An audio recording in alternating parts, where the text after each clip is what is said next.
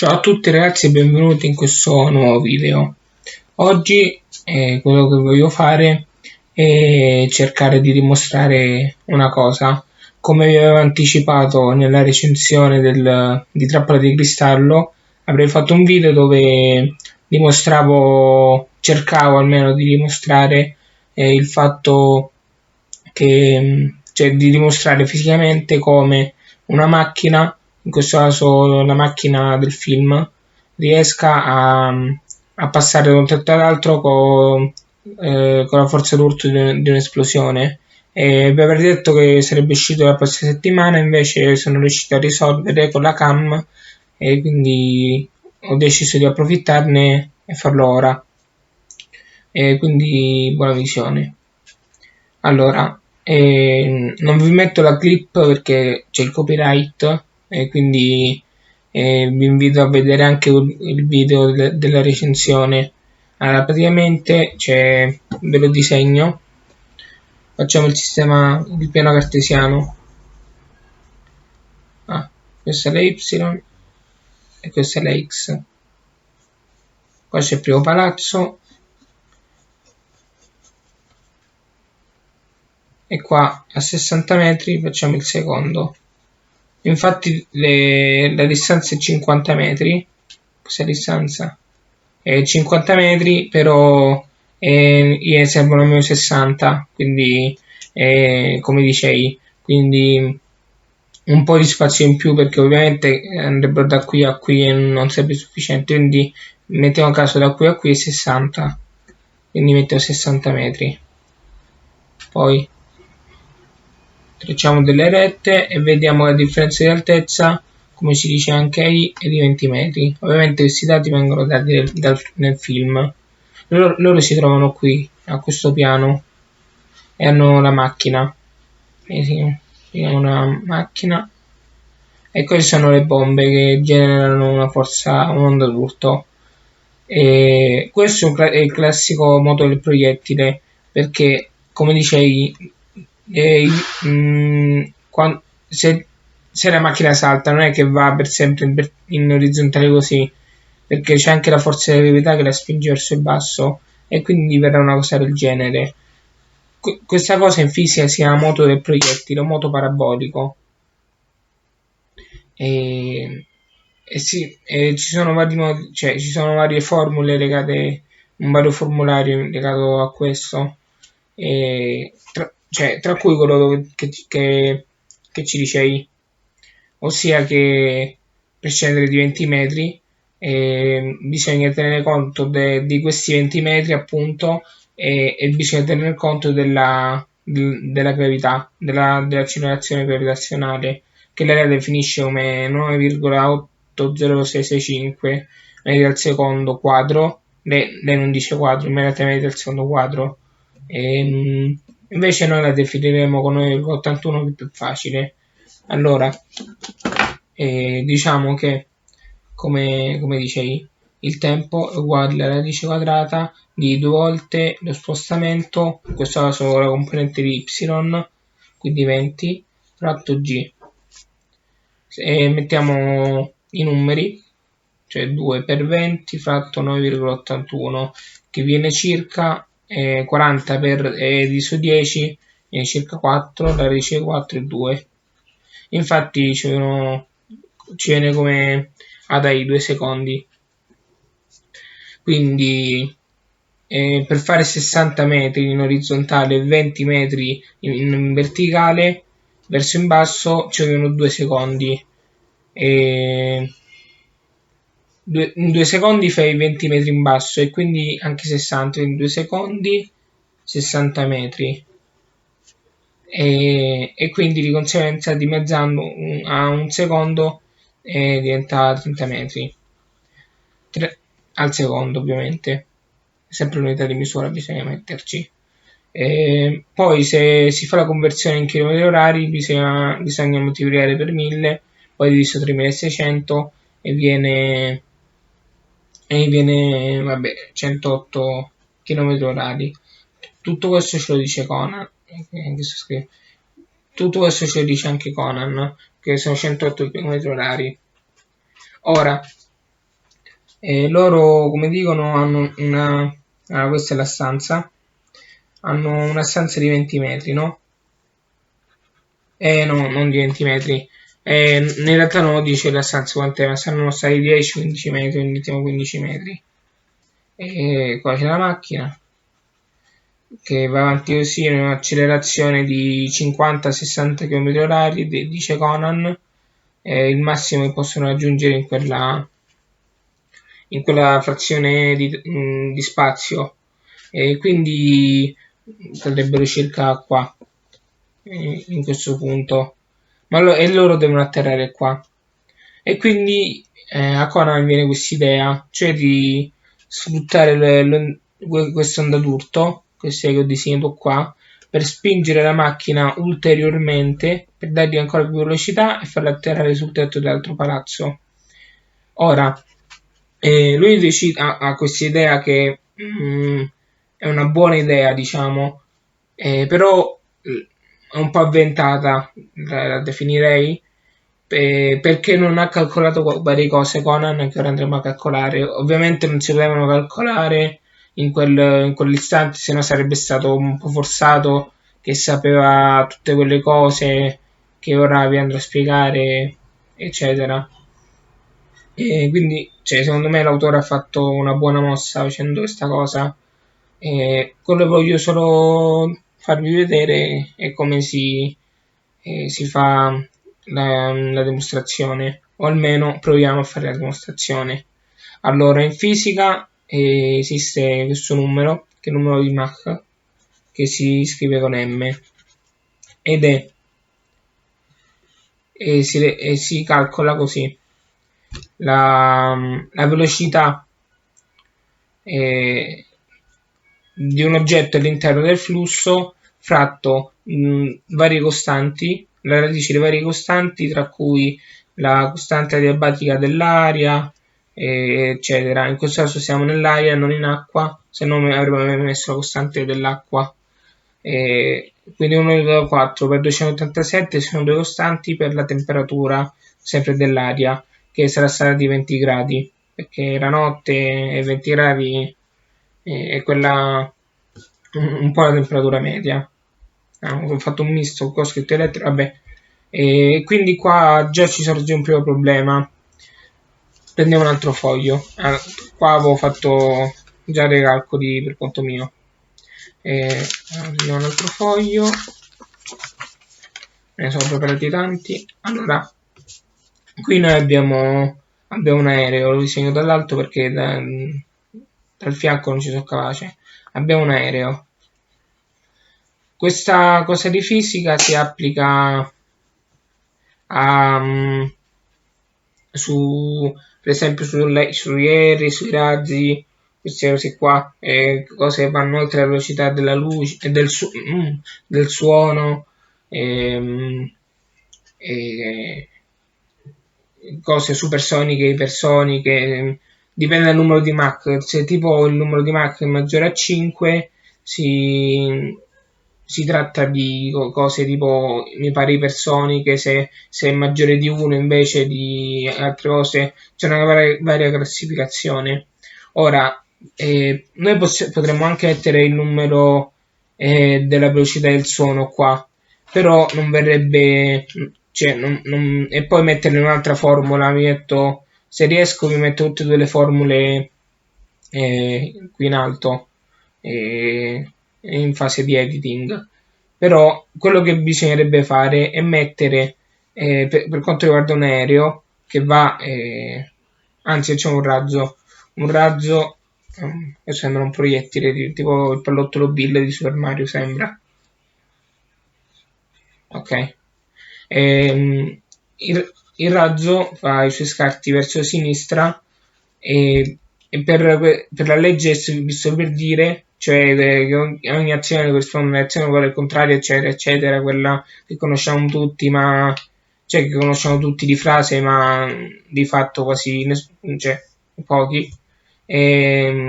Significa che se c'è una spinta a sinistra, lo stesso modulo, cioè la stessa lunghezza della spinta va la stessa lunghezza però diverso posto, ossia invece verso sinistra verso destra in questo caso. Lo stesso l'aereo fa i suoi scarti qua e quindi va qua, no? E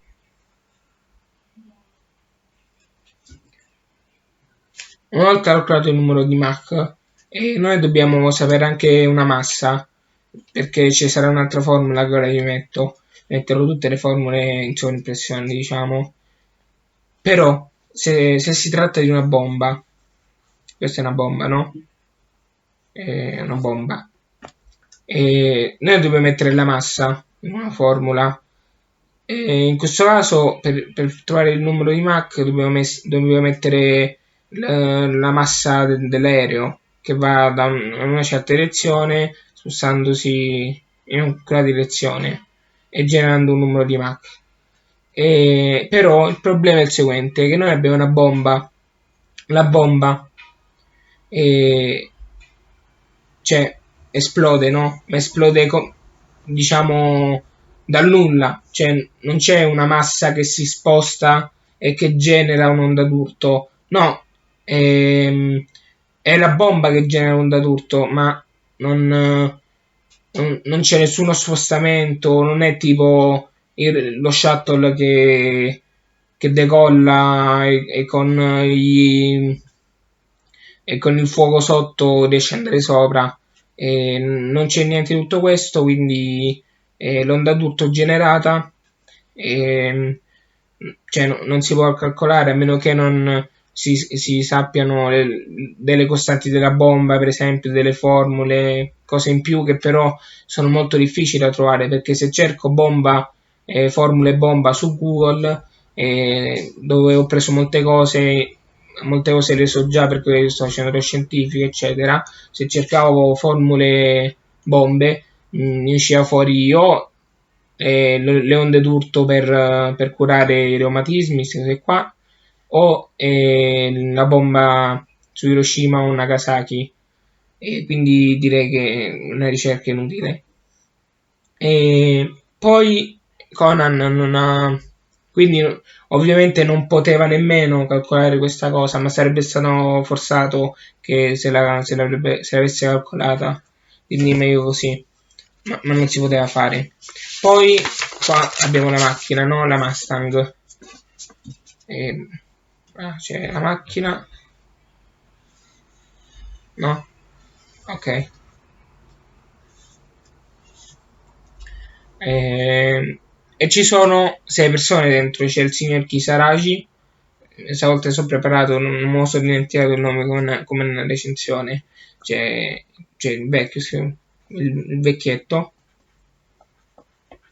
poi accanto c'è Ayumi con il casco, quindi c'è comunque un peso, il vecchietto cioè, quanto peserà 70-80 kg, Ayumi, poi vicino Conan, che entrambi peseranno 80 kg anche loro, più o meno, credo 40 kg, non lo so quanto pesa un bambino. Ho visto una macchina che peserà circa 2600 kg, più di 2 tonnellate, 2 tonnellate e mezzo.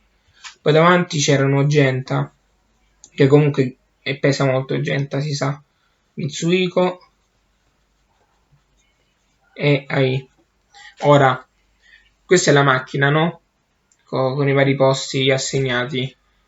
Ingrandendo il disegno che ho fatto prima, questo, e lo ingrandiamo, facciamo uno zoom qua, e fanno questa traiettoria, e questo è il piano orizzontale che farebbero se non ci fosse la gravità, no? In questo piano orizzontale c'è il baricentro della macchina, il baricentro dove è più o meno cioè circa la media di dove c'è tutto il peso, considerando che il motore sta qui, che qua c'è il bagagliaio vuoto, che varie cose, il baricentro sarà più o meno, ora non lo so, sarà più o meno qui, però il problema è che qua c'è in fondo a sinistra c'è una persona che pesa 80 kg davanti in fondo a sinistra c'è il vecchietto di 80 kg, davanti a destra invece proprio opposto c'è AI che pesa poco di sicuro, e quindi se vediamo la macchina dall'alto il baricentro potrebbe essere più spostato verso in basso a sinistra. Questa è la macchina, e quindi non si sa nemmeno dove è questo baricentro, sia orizzontalmente che dall'alto non si sa bene dove è il baricentro. E quindi cosa succede? Succede che la macchina potrebbe rotolare su se stessa così, oppure così, o dall'altra parte così. Quindi sarà, cioè, un'altra cosa potrebbe succedere. Ora riprendo il foglio iniziale. Una cosa che non, cioè, può anche non succedere, ma può succedere, come tutte le cose, che invece non atterra qui di sicuro, perché i 108 km/h dopo l'onda d'urto sicuro quelli li supera, ma e atterrerà qui, no? Ma potrebbe atterrare, quindi qui no, può atterrare da qui in poi, secondo il calcolo, e quindi potrebbe atterrare anche qui dopo la torre, superare la torre e cadere ancora dopo. È un po' difficile perché la distanza altezza è solo di 20 metri, però chi lo sa, magari erano bombe potenti, credo siano state bombe al plastico, non una decina, una quindicina, e quindi questo è da tenere conto anche il numero di bombe, che bombe erano, quindi ehm, questa volta non si può, mi dispiace, non si può calcolare fisicamente o chimicamente quello che sta succedendo. Il modo del proiettile, come lo fai, lo fa veramente bene, tranne qualche errore, per esempio quando dice metri al secondo, invece è metri al secondo quadro, l'accelerazione gravitazionale, che lei chiama velocità di gravità, se non sbaglio, quindi è una definizione un po' sbagliata. E Gosho Oyama ha detto che prova tutti i suoi trucchi. Dubito che questo avrebbe provato, perché non me lo vedo. Il Protono Mustang va al 75 piano, deve atterrare sul 69 piano di un edificio, sta a 50-60 metri di distanza, si mette delle bombe dietro e vola. No, questo non l'avrà di certo provato, anche perché cioè, non si può dimostrare. Quindi ho fatto questo video di quanto? Quasi 20 minuti per cercando di trovare una dimostrazione che però non c'è. Io quando ci sono stato giorni su questa cosa, ecco perché a un certo per 2 o 3 giorni ho smesso di fare video, perché stavo cercando di fare questa cosa, e quindi quando ho scoperto che non si poteva fare perché bisognava vedere le bombe, il baricentro della macchina e tutti questi casi, mi è dispiaciuto davvero molto, mi è venuta una stretta al cuore, anche perché non sarei riuscito a dimostrare questa cosa a voi. E poi tra l'altro le cose non sono mai come vengono calcolate nella vita. Per esempio io mi calcolo di prendere un 10, prendo un 9, un 8, oppure anche se calcolo nei minimi particolari o con qualche calcolo, metti caso le bombe non c'erano e bastava il moto del proiettile, anche se avevano calcolato nella perfezione, nel caso di Conan, e magari non funzionava perché, che ne so, il vetro non si rompeva, quindi rallentavano un pochino e cadevano prima, oppure si rompeva la macchina. Ci sono una serie di inconvenienti nella vita reale che non è come l'anime. Questo è un anime, quindi diciamo cioè, è bello così. Però una riflessione sul fatto che nella vita reale non è tutto rose e fiori ci potrebbe stare. Eh, Ora con questa stretta al cuore vi saluto e lasciate un mi piace per il mio sforzo, anche se io non sono riuscito a soddisfare questa mia richiesta, che alla fine era mia, per voi. e un commento ditemi cosa ne pensate, commentate anche gli altri video, perché a me i commenti danno più piacere degli iscritti, perché con l'iscritto non so chi si è iscritto, col commento c'è proprio un dialogo, e quindi se state vedendo questo video non mi costa niente, ditemi qualcosa nei commenti, un ciao, fa sempre piacere, un ciao, un bel video, oppure un commento che può essere una critica, che sia costruttiva o meno, cioè fa sempre piacere avere un'interfaccia con una persona. Quindi vi invito a lasciare un commento, se volete iscrivetevi, quello è facoltativo, ma il commento ci tengo molto. E cari fan di Detective Conan, ci vediamo in un prossimo video che credo sarà una recensione. Ho fatto qualcosa sulla musica, sui quiz, sulle curiosità, su dei trucchi, e ora credo mi metterò a fare una recensione. Che dire, ciao a tutti e ci vediamo in un prossimo video. Ciao!